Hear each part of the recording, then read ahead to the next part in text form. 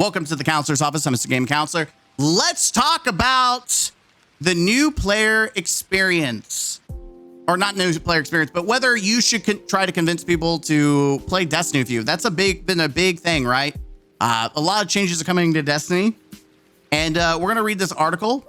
I don't know why it's all dark. It's kind of annoying, but here we are.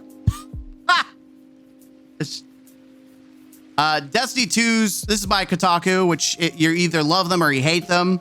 Let's just see what they have to say and I can give my input. Destiny 2's next expansion, The Edge of Fate, goes live later this month. Actually, it goes live next week.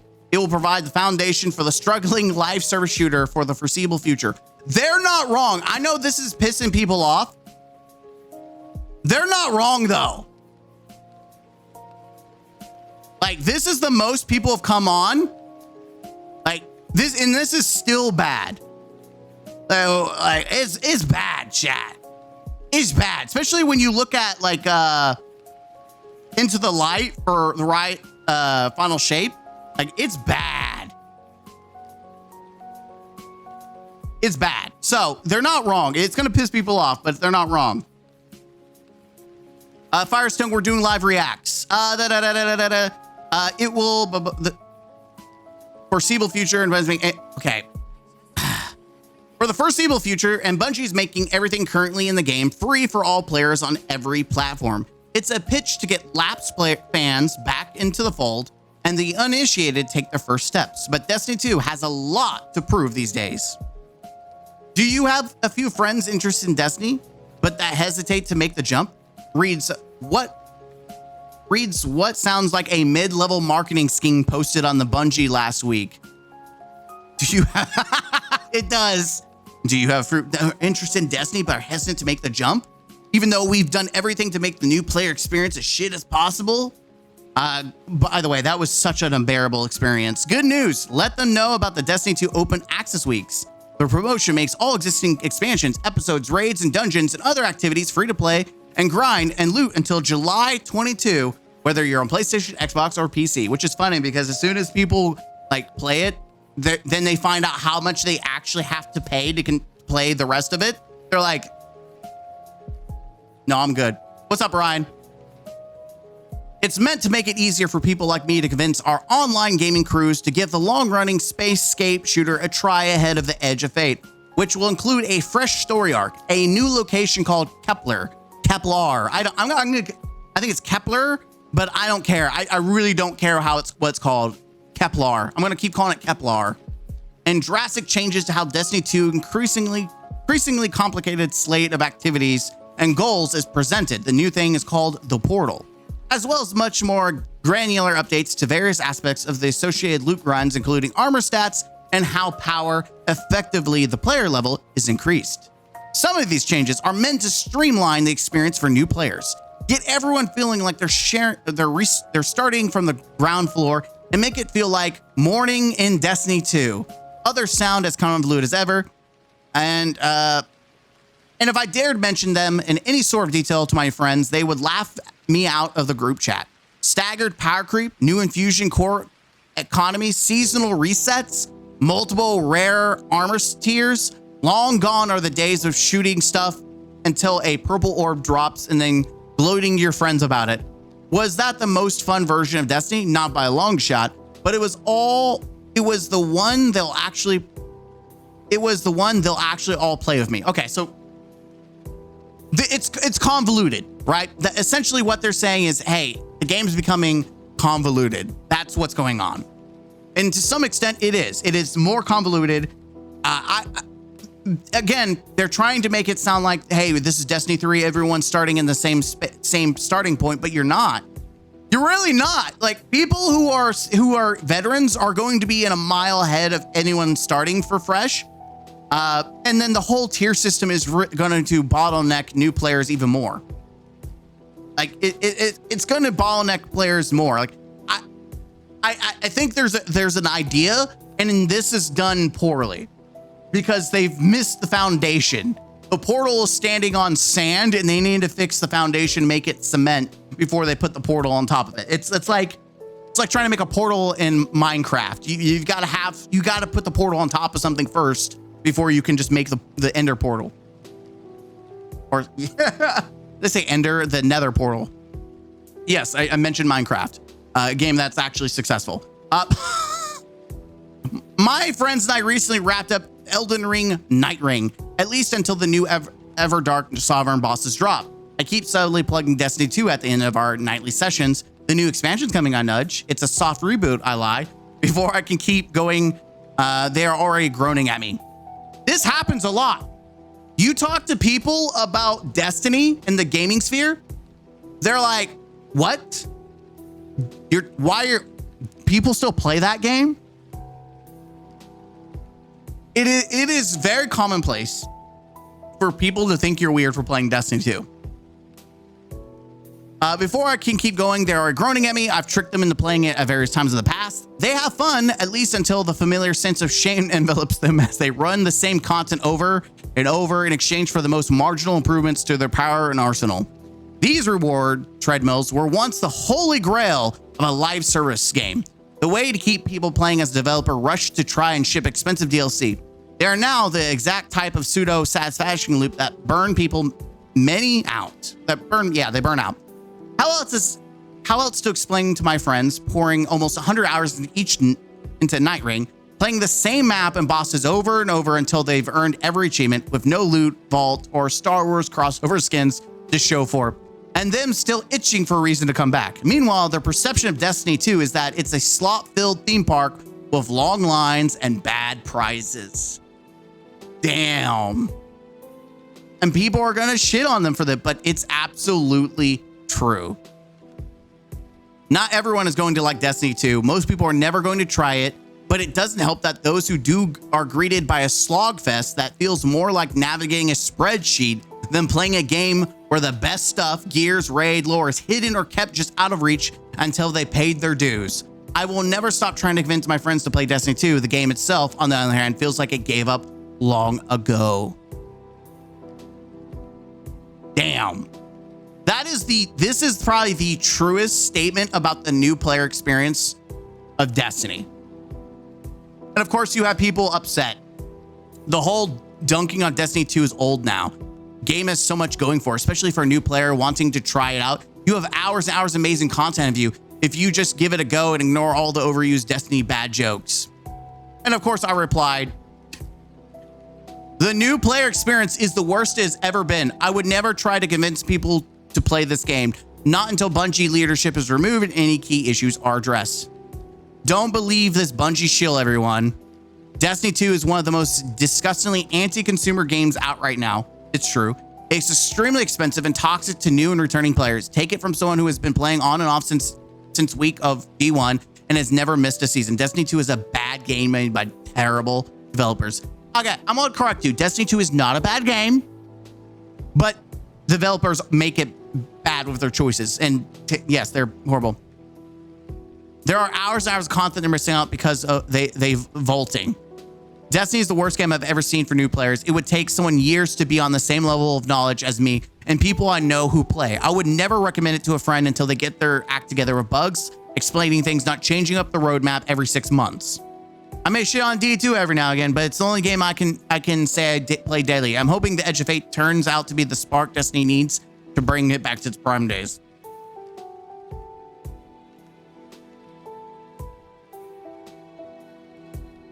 Chat, is anyone gonna tell him?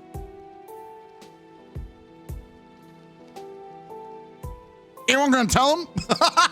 Kotaku's out for blood, dude. Kotaku just went for the throat. Diddy drawing. Oh my god. For me, it's the massive cost that stopped me from getting people to play. Shit, it's expensive. Yeah, I mean it is. Make it free if you're wanting people to like. It's crazy, Kotaku. That's all I need to know to skip reading.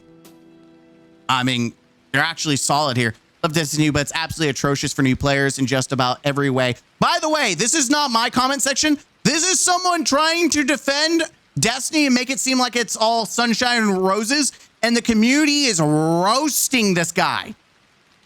They're actually like, when I made this video, by the way, and people were like, you're just rage baiting. You don't know what the community thinks. No.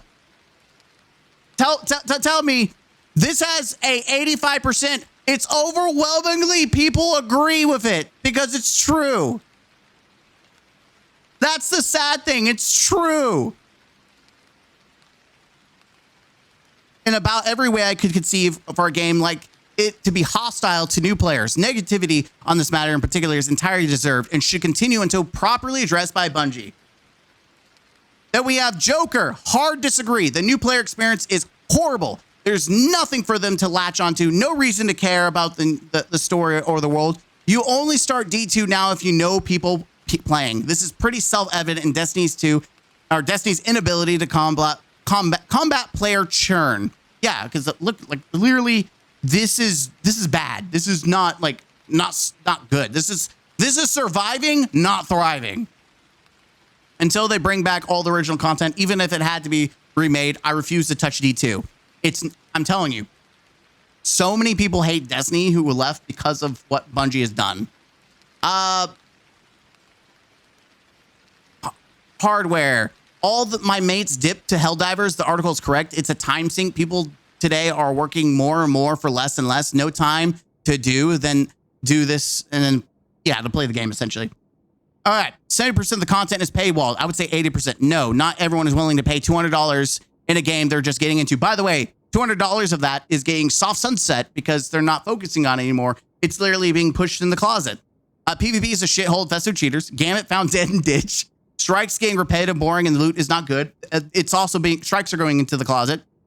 Just play Warframe instead of game, knowing for lacking most of its content behind a paint wall. Again, telling you, people just come. The gaming community does not respect Destiny. The new player experience is completely dog. The fuck on you. Not to mention half the shit people complain about isn't even the real stuff or that happens anymore. Sunsetting is dead. No. Sunsetting continues to happen. Seasonal sunsetting. Episodes are getting sunset, but people are still complaining about it, and the game has issues.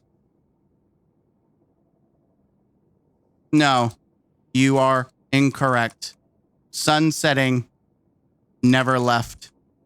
Think about all the seasonal stuff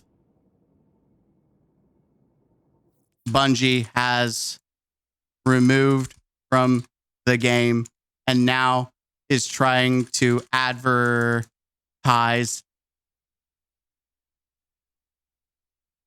with some of them coming back and trying to look like the good guy.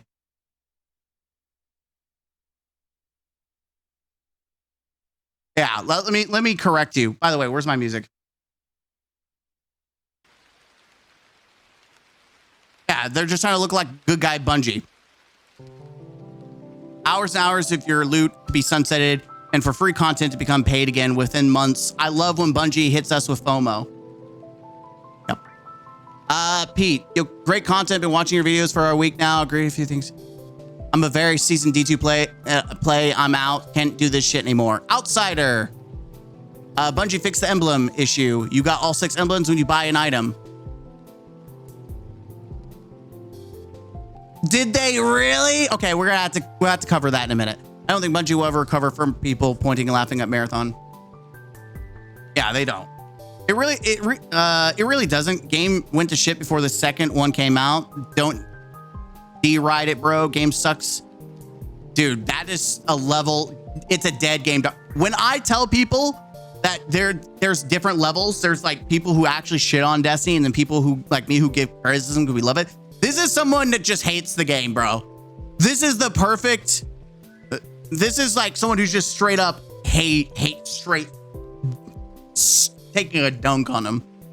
What a load of BS. What us longtime players that left have discovered is how much this game lacks once you take the handcuffs off and go play other games. I would guarantee that a vast majority would never come back if they put down for a while.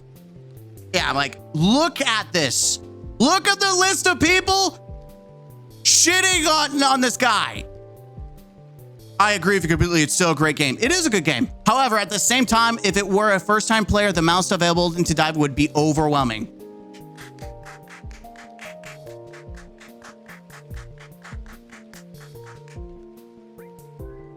Yes, Destiny is still a good game. It's overwhelming for new players, and Bungie's also taking it down the shitter. All right, we're going to double up the articles. We're going to double up the articles. We're going to check out this article by Paul Tassi. Will Destiny 2 Edge of Fate expansion actually attract new players? I think that's a good topic. We're going to head over to this one. There we go. All right.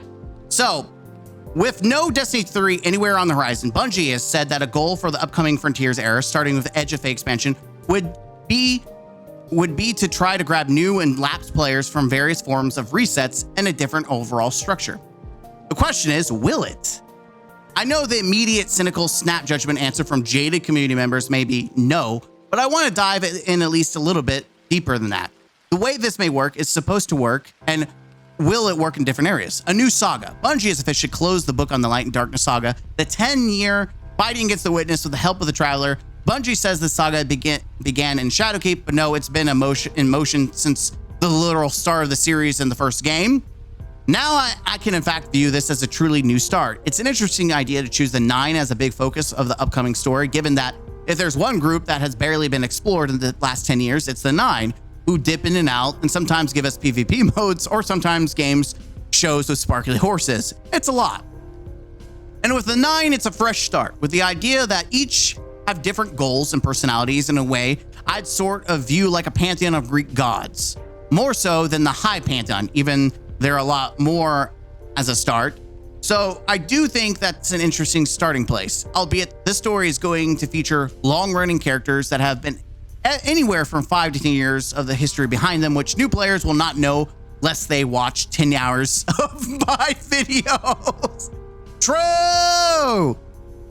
The portal, possibly the biggest idea that Bungie has for the new era, is the use of the main landing page called the portal. It would also have the current expansion destination planted there in case Kepler moving away from the sometimes beloved but admittedly confusing solar system directory. This is also the way, this is the closet.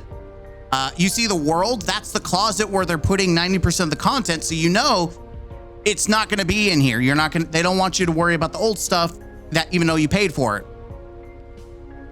The idea of the portal is that things are broken up very clearly into solo, team, PvP, and then hard team missions to play as the core activities. Not that you can't play old stuff, but that's the focus. There's no reason to play the old stuff though. They're soft sunsetting it. The portal feels like a mixed bag. It's activities to jump into fairly easy to earn current gear, but it's going to feel very weird for new players to be playing the fire team ops missions pulled from the last 6 years of dialogue that's from old stories they won't know at all. I also think that there will be no real engagement with the new difficulty mod system past this, the set ones that are in place for the match-made playlist. That system is more geared toward long-term Bungie players, but those players may not be amused that these playlists are still literally things we've been playing for years still. The new gear system, it's more streamlined. I'll give you that. Tier 1 through 5 and weapons, full stop. Clear benefits each tier, pretty clear instructions on where to get them in the activities. Build crafting is still going to be initially opaque, and keep in mind these are players that will be mission dozens, and I think missing is what he meant to say, missing dozens of exotics if they're just coming in now. Getting new legendary gear may not be the problem, but that will. Yes, think about the years of exotics and the quests and things that are being hidden in the closet that aren't in the portal, and so new players have no idea where they're at or where to go. This is going to be a huge, massive problem. I do think that this system is better than the one we have now in terms of new players taking it on, but it's not as if Destiny has become wholly uncomplicated. Good luck knowing exactly where 100 different perks and mods do and which ones are actually good. Basing the system heavily around new gear and the new tier system means that old players aren't at some wildly huge advantage in that department.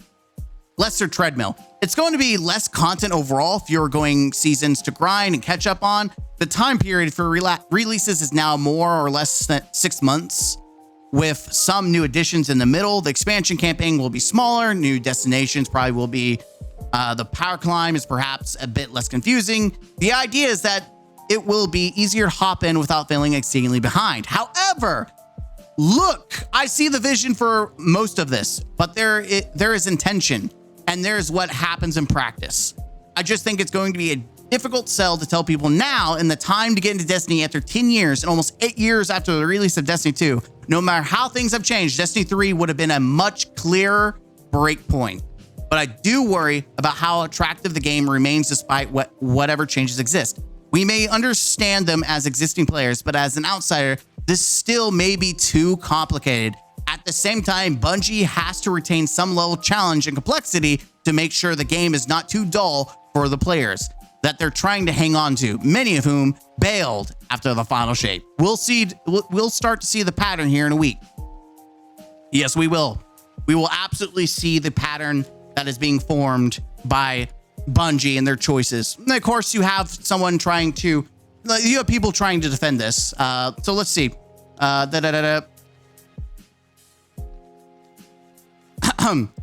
This is asking the wrong questions, MOL. The real question is, will Renegades attract new players? Yes. And will the changes made in Edge of Fate help keep them unknown? I would argue that Edge of Fate's primary goal isn't new players, it's preparing the way for Star Wars to hook folks. Yep, by the way, this is Edge of Fate supposed to be the intro to the new saga. Tell me, how many of you all start by watching the middle films of like a saga? Except for like maybe Marvel, because it's so scattered. But I'm like, imagine watching like the Harry Potter series and you start in the middle and you have no idea what the F is going on. Most people start from the beginning and then go to the end. But hey, we're going to skip the beginning of the story, the intro, just so we can play Star Wars, baby. Destiny Star Wars might get a groan from the current players, but I've had multiple conversations with different lapsed or non-Destiny players who are intrigued by Renegades. Trust me, bro. I talked to a couple of people. Trust me. Edge of Fate's change feels specifically time to ensure Destiny has a solid base when Star Wars fans arrive. Here's my reply. I'd argue that it will attract a certain audience, then those gamers will move on after the immediate next expansion once they realize that Renegades is just a collab. This is just cope. The new player experience in Destiny is one of the worst in any game and is not really changing with the portal. Blatant issues are still there. Let's not act like people aren't going to want to return to a 78-year-old game as much as you try to dress up an old car and call it new. People still aren't going to want to buy into it. Wait, what? You think the concept of Star Wars but not Star Wars expansion is a thing meant to vacuum up new players? That seems like a Hail Mary of a plan. Extremely, yes. As I said as much of Bungie folk about how it feels like it's getting things ready for Renegades, dude. This is, you know, Astacross talked about how there's people that immediately glaze. This person, this is the Glazer co-founder. Oh yeah. Oh, producer of Polygon. Yep, there it is. That's all I need to know. Of course, Polygon is sucking the dick of Bungie. Holy. Currently, that very ingrained in the community conversation with Star Wars is going to shine a spotlight in Destiny that hasn't been there in a long time. Honestly, not occurred to me that as a broad point of appeal. I mean, there's Vader armor, but the rest of it is just sort of theme. Also feels like we're getting numb to it all via Fortnite and such. Whatever works. Yeah, I think there's a big difference between cosmetics for a game you're not playing and the people who made Halo making Star Wars. They didn't make Halo. 90% of them are gone, you dumbass. That isn't exactly accurate, but how it's outside, we'll see it. Edge of Face is, no, dude, you're so deluded. You don't understand how people see Destiny. Edge of Fate is prep, which has some really cool content from what I've seen. I think Destiny folks will really enjoy Edge of Fate, with a caveat that I've only seen 40-ish of the campaign and much of the portal stuff, but I do not expect it to do Final Shape or Lightfall numbers. I don't think Bungie does either. Renegades is the one to watch there. There's one thing that kind of frightens me, or the things that we saw in the previews. The only thing adds to the portal launch. It sucks. Bungie needed an update to polish and clean up things to the ground level. And what people don't understand is this is 2 DLCs, and Bungie's putting emphasis on a longer lasting content. So you're spending $40 for them to get ready for the next DLC. That is the stupidest shit I have ever heard. Guys, you're spending $40 for the next expansion that you also have to spend $40 for. Yeah! You know, I always think Destiny its appeal is huge. It's the keeping them that Destiny has always struggled with. I do think the portal new systems are a play to help. No, it's not. I think this is a correct outlook. Okay. Let's go to actual Paul's thing and see what people are saying, because people are sucking the dick of that Polygon director. I'd come back. I'm not playing since pre-Lightfall. Do I need to grab Lightfall? No. I don't think it will attract new players or even bring back old ones. I believe these changes will slowly weed out existing players. I'm certain we will get the old we missed the mark spiel in the near future post-launch. Less treadmill. As communicated, this year's plan is more of a treadmill than they've had in a long time. 6 months of slow plodding power grind to get tier 5 gear, which is probably only good for 1 to 2 months before it's no longer new gear and you have to start over in the lower tier to regrind power. They need to attract existing past players back before thinking about getting in new players. My biggest turnoff is what is essentially vaulting, where they're tiering guns and armors and making old stuff suck. Also, the occasional-only dark matter abilities, which are gimmicks instead of improvements to our builds. This expansion seems designed to punish our investment. I do see so too. What's up, Majors? Majors, what was the season that sucked really bad with Crow? Season of the Hunt? Yeah, that was it. What do we got? Burnout is real. I ran weeks GM that many times I lost count. Still got my Lotus roll, so now I haven't touched GMs. Did a Doctrine last night. Got the Shoddy. We found the shill. Shill alert. Oh boy, Star Wars. That thing we used to like. Technically, we all started with the middle movies with Star Wars 4 or 5. Okay. We're not talking about we're talking about actual like trilogies, not like the sequel, prequel trilogies, because they're all their own blocks intentionally. If they wanted to attract new and old players, they would have launched a Destiny 3. And I do believe that's now, whether we could argue whether they could do it, that's a whole different situation, right? This is a whole different situation. But the point that I would say is Destiny 3 should have been the goal mark. Again, whether they could do it correctly or not, that's a different situation. You're not going to bring new players. That's the bottom dollar is you're not going to bring new players with Edge of Fate. I think that Destiny players, especially people that are like pro Bungie, live in this box. They don't understand how the wider game audience views Bungie and Destiny. They just don't realize that there isn't the pool that they used to have anymore. There's a reason why people like Destiny's content creators were so dumbfounded by how much hate Marathon got. They're like, what? This is great. And they're like, why is the gaming community shitting on this? This is great. This is Bungie. They made Halo, bro. They made Halo and Destiny. Why? They just don't realize that the reputation's down the shitter and that the wider gamer audience doesn't view Bungie in the same way that these content creators do. And some of these Bungie shills who are like just gamers. I truly don't believe that this is going to move the needle, 1, for new players, and 2, I do think it's going to cause more people to distance themselves from Destiny, which is what I said in this video, because this video was specifically about the community and the insight.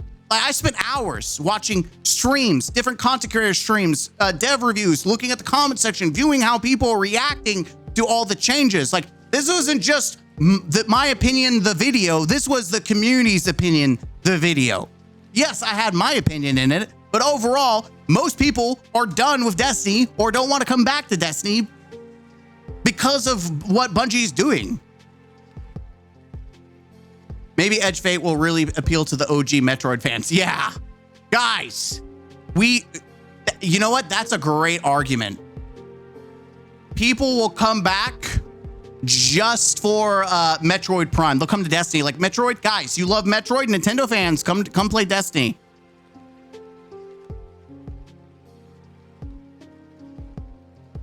Come play Destiny, guys.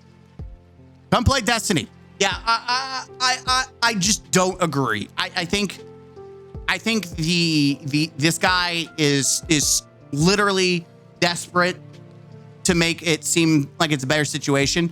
I cannot wait to come back to this comment and look at the player count and be like, guess you were wrong, bud. In Renegades, like I'm going to keep this just for a look back time machine. Anyways, let me know what you think down below, guys. Hit the like button, comment down below. What do you think? You know what? Here's a question. If you have friends who haven't played Destiny, what is one thing that they said that would have to happen for them to even give Destiny a shot? What for the new players out there? What is one thing that you've heard from new players or your friends? What would have to happen for them to even give Destiny a shot? I'm interested. I'll see you guys later in the next video. Till next time, don't forget to game out.